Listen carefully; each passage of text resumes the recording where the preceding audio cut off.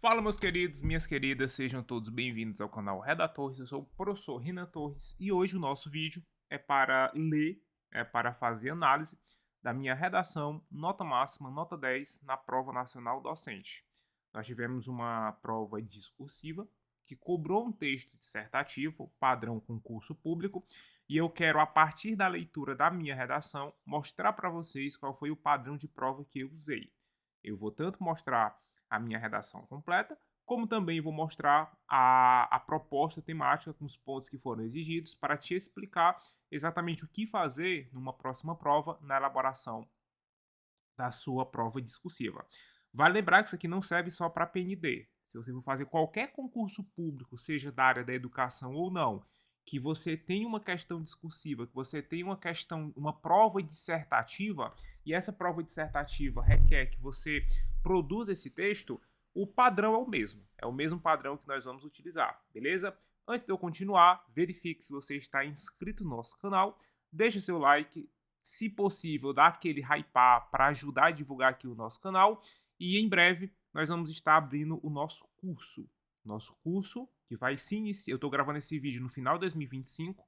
O nosso curso Discursiva Redatores, vamos divulgar as informações em 2026. Você pode entrar no grupo que está aqui na descrição desse vídeo, que nesse grupo a gente vai estar divulgando mensalmente aí as inscrições para o nosso curso, que vai ter aula de redação, material, correção, tudo que você precisa para alcançar uma nota padrão, 90% do exigido, e assim conquistar a sua vaga numa seleção ou no concurso público.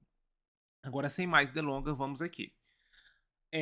Se você nunca fez PND na vida, a PND, a Prova Nacional Docente, ela é uma avaliação nacional que o governo está adotando para que as prefeituras e os estados eles possam selecionar professores que tenham uma boa nota numa prova objetiva e discursiva e assim, digamos que qualificar o ensino. Qualificar muito entre aspas, porque nós sabemos que a qualificação ela não se dá apenas por meio de uma prova. A prática também ela conta bastante. Mas enfim.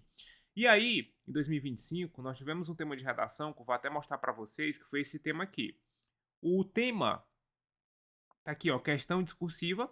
Como é padrão, se você nunca fez uma prova discursiva na sua vida, como é que ela é configurada? A prova discursiva, ela vai ter os textos motivadores, tá? Na questão, ela vai ter o comando e a prova discursiva é padrão, isso em muitas bancas, que ela tenha o quê? Que ela tenha pontos que precisam ser respondidos. Diferente de uma dissertação argumentativa de vestibular, no qual só existe um tema de redação, aqui nós teremos um tema e você não tem liberdade para falar o que você quer. É por isso, inclusive, que muitas pessoas se dão mal em prova discursiva, porque elas acham que elas têm que argumentar o que elas querem. Não é assim que funciona. Você não vai argumentar o que você quer. Você vai argumentar o que o edital não, o que a proposta pede. E aí, eu vou ser bem objetivo. Aqui tem o seguinte: eu vou evitar texto motivador. Eu vou logo para o comando, para a partir do comando você entender o que é que vai ser argumentado. Em uma reunião pedagógica, os professores, motivados pela Lei 14.423/22, que está no texto motivador, e pelos recortes discursivos e dadistas na escola, planejam atividades didáticas que abordem esse tema em seu plano de aula. Com base na situação problema, tá? Isso aqui é estudo de caso, e na leitura dos textos motivadores, elabore um texto dissertativo argumentativo que respeite os direitos humanos. Muitas pessoas têm dúvida em relação ao que é um texto dissertativo argumentativo e qual a diferença de um texto dissertativo argumentativo para um texto dissertativo. Pessoal, um texto dissertativo, um texto expositivo, ele é um texto técnico. Geralmente ele é cobrado apenas para cargos específicos. Então, para cargos específicos, a gente poderia ter questões e essas questões elas têm que ser respondidas de acordo com conhecimentos técnicos. São raros os concursos que cobram exatamente apenas um texto dissertativo. Geralmente é um estudo de caso e cada cargo tem que responder algo específico. É bem mais comum isso aqui em concursos públicos de cargos jurídicos, tá? Ou cargos técnicos. Para provas que não tenham cargos específicos, é muito comum a gente ter um texto dissertativo argumentativo. Mas tem diferença? É pouca. A diferença aqui é que eu vou argumentar sempre dando marca de opinião. E existe uma dica muito boa para que essa marca de opinião ela seja colocada. Mas aí, o importante não é isso. O importante é entender o seguinte: toda prova discursiva ela vai ter pontos para que você possa argumentar, para que você possa desenvolver. E aqui nós temos 3 pontos. Número 1, discuta o idadismo como desafio social. Número 2, aborde os efeitos das diferenças geracionais nas relações estabelecidas no contexto escolar. E número 3, apresente ao menos uma proposta de atividade para combater o idadismo e promover a integração intergeracional nas escolas. Vamos lá. Uma dica para você que vai fazer uma prova discursiva. Provas discursivas, cada um desses pontos tem que ser um parágrafo de desenvolvimento. E, outra coisa, o primeiro parágrafo não tem que ser o ponto 1. O primeiro parágrafo tem que ser a introdução. Você vai ter uma introdução e você vai ter um desenvolvimento. Teve uma professora que criticou minha redação porque eu fiz 5 parágrafos. Porque eu fiz uma introdução, eu fiz 3 pontos, que são esses 3 pontos, e fiz uma conclusão. Na cabeça dela, porque ela está acostumada com redação de Enem, isso aí tá errado, porque a redação tem que ter só 4 parágrafos. Não é, tá? Não vamos confundir conceito de redação de vestibular e Enem com prova discursiva. Em provas discursivas, a conclusão é facultativa. Você faz a conclusão se você quiser. E não vamos confundir conclusão com proposta de intervenção. Não tem nada a ver uma coisa com a outra. Conclusão é o último parágrafo do meu texto. Proposta de solução é um conteúdo que eu posso colocar no meu texto. E aqui nós teríamos 2 possibilidades. Possibilidade número 1.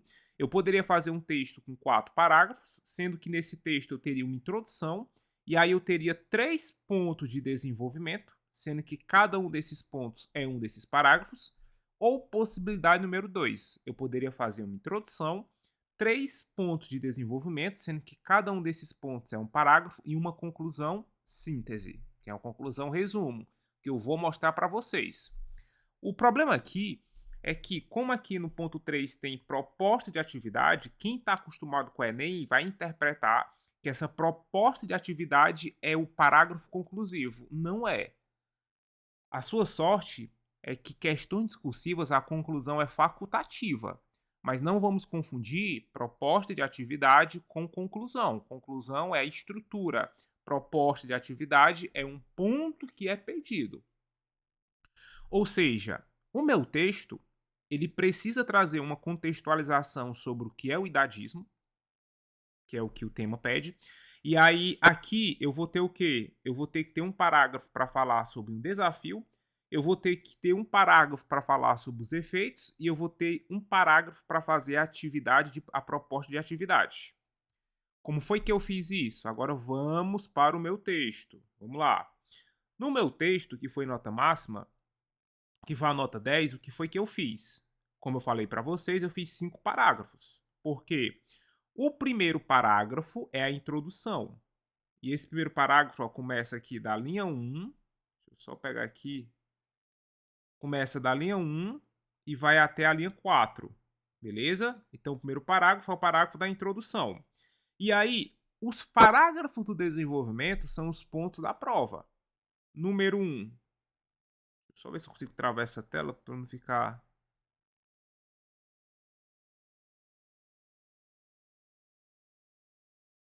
Rapaz, negócio difícil aqui, viu? Pronto. O parágrafo número 1 do desenvolvimento é o do desafio. O parágrafo número 2 são os efeitos. O parágrafo número 3 é a solução. Tudo isso aqui é desenvolvimento. E aí o que é que eu faço? Número 4, né? Introdução, 3 desenvolvimentos e conclusão. E a minha conclusão é a conclusão sintética. Como eu falei para vocês, quando eu falo em prova discursiva, tem que ter uma introdução, tem que ter o desenvolvimento e a conclusão é facultativa. Ou seja, se eu quisesse tirar essa conclusão, não teria nenhum problema. Eu poderia parar o meu texto aqui, mas eu quis fazer. Agora vamos lá, vamos ler para que vocês entendam o que foi que eu fiz. Na introdução, eu fiz uma coisa chamada contextualização do problema. O que é a contextualização do problema? Eu até explico isso aqui no meu curso do discursivo redatores. Eu mostro para vocês as diversas possibilidades de você fazer uma introdução. Tem várias. Eu usei a mais básica possível, que começa assim, ó. No Brasil, apesar dos avanços educacionais após a aprovação da Constituição Federal de 1988, ainda persistem problemas sociais que permeiam o ambiente educativo, a saber, o idadismo. Essa primeira frase é a frase de contextualização do problema. Essa primeira frase é uma frase de contextualização do problema. Eu vou chamar isso aqui de primeiro período. Então aqui eu tenho o primeiro período para contextualizar o que eu vou discutir. Depois o que é que eu faço? Eu coloco um conectivo nesse contexto. Ó, nesse contexto, eu coloco um conectivo. E aí depois eu trago a apresentação das minhas ideias. Quais são as minhas ideias? Aí eu vou lá e coloco assim. Deixa eu deixar aqui em azul. É preciso analisar, isso aqui já está dando tese, os desafios, os impactos e a necessidade de mudança dessa adversidade, que prejudica o bem-estar coletivo. Olha que dica legal. A apresentação das minhas ideias já está formulando minha tese. Porque eu estou apresentando as 3 ideias. Os desafios. O tópico número 1 era para falar sobre desafios, os impactos. O tópico número 2 é para falar sobre os impactos e a necessidade de mudança. E o tópico número 3 é mudança. E onde é que está a minha tese? Adversidades a diversidade que prejudica, tá, o bem-estar coletivo. Quando eu digo que o problema prejudica o bem-estar coletivo, já é uma tese, porque já é um posicionamento. Então, a minha introdução ela é dividida praticamente em 2 pontos. Eu tenho o primeiro ponto, que é o ponto da contextualização do tema, e depois tem um da tese. Aí, para facilitar, o que, é que eu vou fazer? Eu vou pegar todos os conectivos e já vou pintar. Porque tem que ter coesão textual, ó. Vou pintar todos os conectivos aqui. Para melhorar até a sua visualização de coesão. Consequentemente, assim. Aí aqui vai ter um portanto. Aí eu vou ter um por isso. Aí eu vou ter... Enfim. Aqui não tem conectivo. Tem esse afim separado por vírgula. Tem o em suma. E tem o dessa maneira. Agora vamos para o primeiro parágrafo do desenvolvimento. No primeiro parágrafo do desenvolvimento, eu vou ter que falar sobre um desafio. Qual foi o desafio que eu quis discutir? Eu quis discutir a normalização do idadismo. O meu desafio é que o idadismo é um problema normalizado na sociedade. Aí eu coloco assim. Pontua-se, linha 5, como a normalização do etarismo é um grave problema na sociedade. Ó, a normalização do etarismo é um grave problema na sociedade. Existem argumentos ou existem ideias que você consegue usar para diversos temas. Eu sempre explico isso para os meus alunos lá no Discursivo Redatores. Nossa, eu não sei o que falar em uma redação. Você pode pegar determinadas ideias, você pode associar o seu tema. Você pode associar a sua problemática. E eu quero trabalhar essa problemática. E aí eu peguei uma citação de uma autora chamada Hannah Arendt, que ela fala sobre a normalização do mal. Ela fala que o pior mal é aquele que na sociedade é normalizado. Então, o que foi que eu fiz? Eu apresentei essa ideia como citação. A filósofa Hannah Arendt afirma que o pior mal é aquele banalizado por muitos. Ou seja, muitas pessoas praticam mal e elas não veem aquilo como mal. Aí o que é que eu faço depois? Eu vou contextualizar. À vista dessa ideia, no cenário brasileiro, nota-se uma naturalização do idadismo como desafio social e educacional, pois a pouca discussão sobre essa temática nas escolas corrobora a alienação das gerações mais novas sobre o papel das pessoas com base na idade. Com isso, são reproduzidos discursos preconceituosos e excludentes que dificultam a integração intergeracional. Logo, é necessário mudar essa realidade preocupante. O que eu estou falando? A normalização do etarismo, do idadismo, é um problema que nasce porque não há um debate adequado nas escolas. Pronto. O que a proposta me pediu? A proposta pediu que eu fizesse uma discussão sobre o quê? Sobre o desafio. E aí eu peguei, coloquei essa discussão sobre o desafio. O tópico 2 era para falar sobre o quê? O tópico 2 era para falar sobre as consequências. Quais são as consequências sociais do idadismo? E consequências, meus queridos, é a mesma coisa que efeitos. Aí eu vou lá e coloco assim: é importante ressaltar os efeitos das diferenças entre gerações no contexto escolar. Você deve estar se perguntando assim: Renan, tu rasurou tua prova. Mesmo assim, tu tirou nota máxima? Deixa eu te falar. Rasura não penaliza. Talvez você esteja com a visão de redação lá do século XX, em que lá na escola, quando você rasurava, a professora penalizava. A professora fala assim, não, se tiver 3 rasuras, perde ponto. Mentira. Isso não existe mais no século XXI. Rasura não se enquadra como erro gramatical e rasura não se enquadra em nenhum critério de correção. Eu sei disso, porque a banca responsável pela correção do Enem, ela é uma banca que não penaliza rasura. E assim, pessoal, hoje em dia nenhuma banca penaliza rasura. Ela tem que deixar explícita no edital se ela for penalizar, mas não penaliza, vai por mim. Por experiência eu te falo que não penaliza. Então errou, passa uma rasura. Agora vamos ver como foi que eu discuti os efeitos, que foi que eu coloquei, ó. Acerca disso, as disparidades de idade refletem, muitas vezes, a falta de conexão cultural e comportamental, o que ocasiona, em diversas situações, preconceito de alunos e de professores contra profissionais com idade avançada. Consequentemente, as vítimas desse comportamento nocivo, ou seja, ruim, são levadas ao isolamento social e ao sentimento de desamparo dentro das escolas. Olha o que eu estou falando. Eu estou falando que uma das principais consequências do etarismo é o isolamento dos profissionais nas escolas. Eu estou trazendo essa discussão para a escola. Notem que eu estou falando exatamente tudo aquilo que a proposta pediu que eu falasse. Agora vamos para a ação. O que tem que ser feito? Qual é a atividade escolar? Vamos lá, deixa eu ensinar para vocês. Ó, portanto, para combater o etarismo na educação e como resultado na sociedade, é fulcral, ou seja, é importante, uma medida efetiva.